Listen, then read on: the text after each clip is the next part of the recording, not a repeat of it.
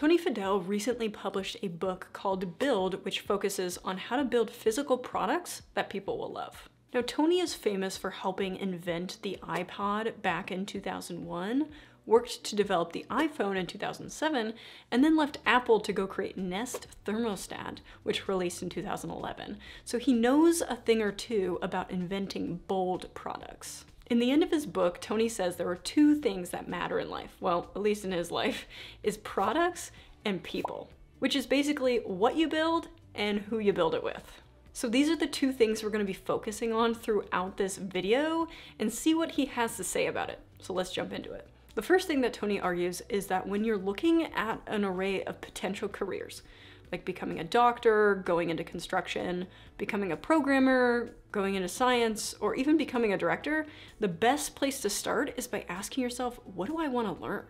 He says this is because you're going to spend a lot of time in your work, right? Like in your product, in the thing you want to create, and you want to pick a career path focused on the very specific thing that you want to learn. Now, once you have picked the area you want to learn in or your career, start thinking about if you want to build a business around a product in that field or that area. He recommends a few steps in order to get ready to start a business of your own one day. The first thing is to work at a startup. This is a really small company where you get to try on a lot of different hats and a lot of different roles. The next step is to work at a big company, and that is to contrast the small company. So see how a startup changes versus a larger organization. The next step is to get a mentor to help you navigate it all. Then you want to find a co-founder that balances you out and can share the workload.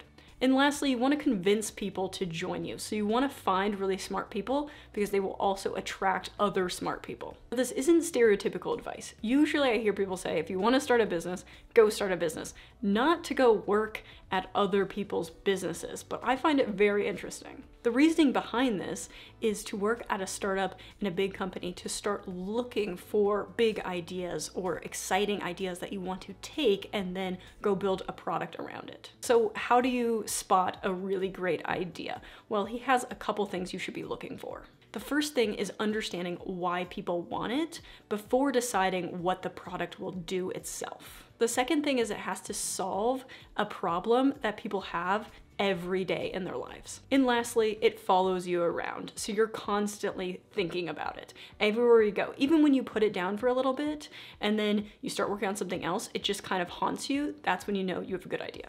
He also introduces this idea of a painkiller. In order to build a great product, he says each pain has to be really well understood, and then it has to be answered with a very specific product feature. And these product features are basically your painkillers. Now, once you have found your product and you realize it's a painkiller, okay, great. Now you need to understand your customer, the person who is taking that painkiller, right? You have to build a mood board for them. You give them a name, you make a board listing their education, income, the books they love, how much they exercise, their favorite shopping brands, and even their personal goals. This concept I do love because it's very simple and effective. How are you going to build a product for someone who you don't truly understand? For example, if I do this exercise, but for my subscribers on my YouTube channel, I would list out the things that they love.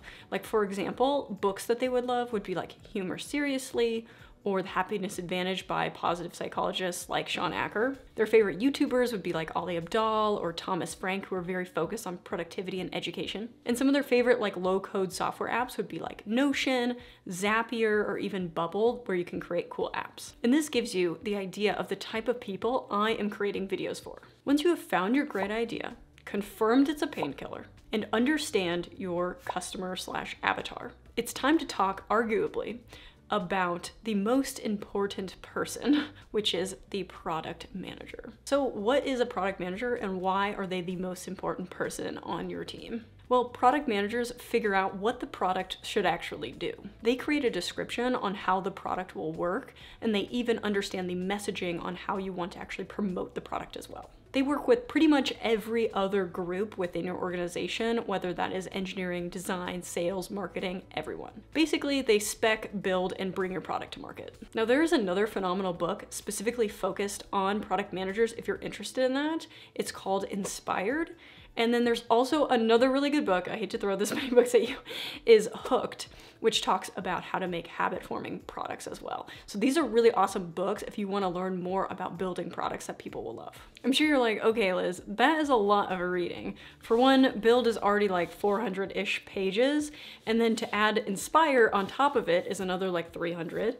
And then again, Hooked, the last book to add, is another 200 pages. That's a lot of content to consume. So for those of you who want to make sure that these books are worth your investment of time, my favorite thing to do when I see somebody recommend a book, either on YouTube or a friend, is to look it up on Shortform, who are actually sponsoring this video. So what is Shortform?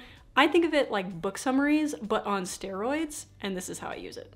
What I personally like to do is to go on Shortform and actually search for the book that was recommended.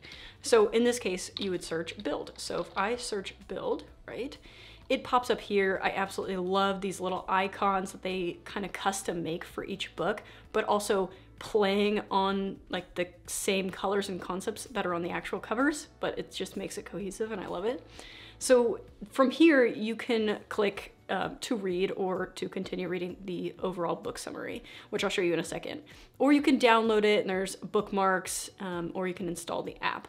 So if I click continue reading, now I mentioned these are like book summaries, but on steroids. These are not like stereotypical summaries. These are like several pages long. You have one little like shorter summary and then a bunch of pages. The cool thing about Shortform is they actually have these things called Shortform notes. So if you look right here in the beginning of the summary, we have this book Outliers by Malcolm Gladwell that's being referenced and talking about people who succeed early in life have an advantage. If you want to read about this and how it relates to Outliers, you can click this. So it's almost like having a personal assistant with the book, right? So it's creating these connections that you may have missed when you read the book yourself.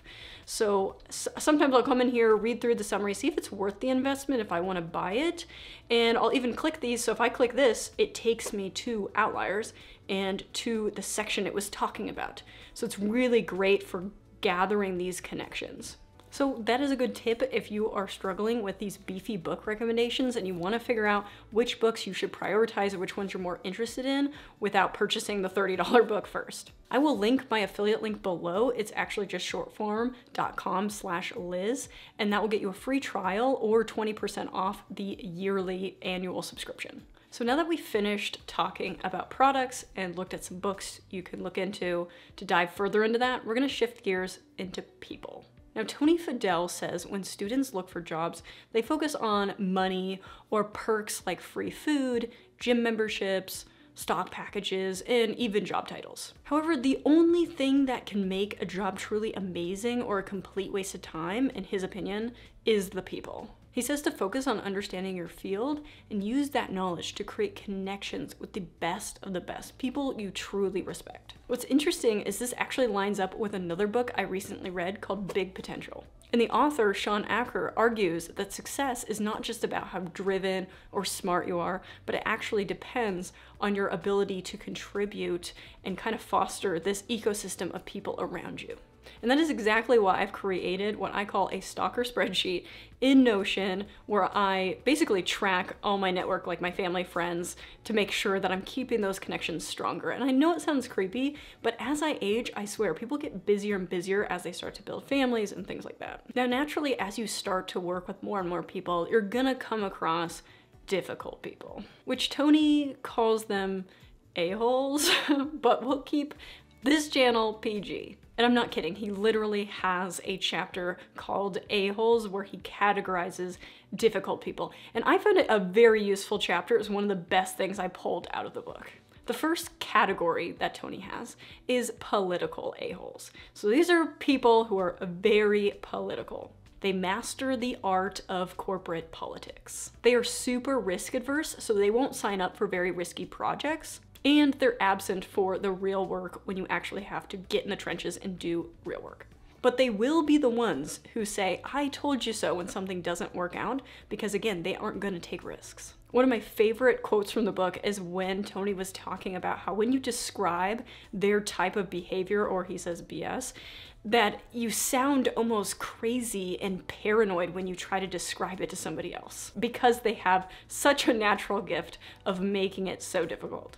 The other category of difficult people are controlling people. These are the micromanagers who strangle the creativity and joy out of everything. They resent really good ideas that come from other people, and then they also are very threatened by talented people as well. Next, we have the aggressive people. They freak out, they yell, they demean you in front of your manager, and they're super easy to spot. Next, we have the passive-aggressive person. And I'm sure you've come across a couple of these where they nod and tend to agree with you, act friendly, but then they go behind your back and totally screw you over. And he says they are the most dangerous because you never really see it coming. And lastly, we have the mission-driven, kind of difficult person. They are passionate and a little bit crazy. They speak directly and they totally steamroll over the whole idea of this is the way we do things. But they care and they're super unrelenting when they know they are right. His main takeaway when it comes to working with difficult people is they tend to weed themselves out. It's good to categorize them to know who you're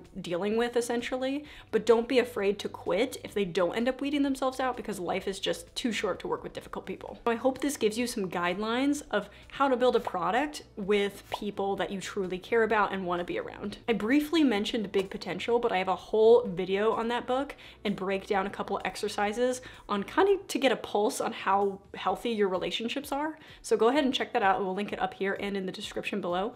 Otherwise, I will see you guys next time.